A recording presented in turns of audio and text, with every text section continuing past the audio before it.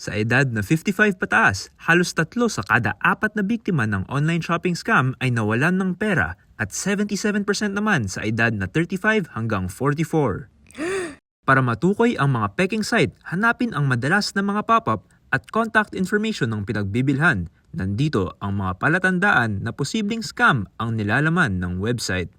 Maaaring gamitin ng site ang mga pop-ups para maengganyo ang namimili gamit ang mga hindi makatotohanang impormasyon tulad ng masyadong mababang presyo. Pinapahalagahan ng mga mapagkakatiwalaang site ang paglagay ng kanilang totoong contact information. Ang kawalan nito ay maaaring palatandaan. Kung meron man, maaari niyong i-verify ito sa pamamagitan ng pagtawag at pakikipag-usap kung email address. Puntahan niyo kami sa anino.com para sa karagdagang impormasyon. Kunin ang digital literacy test para malaman kung ang iyong kakayahan ay tama o sapat upang kumilatis ng peking online information base sa visual na disenyo. Manatiling ligtas online.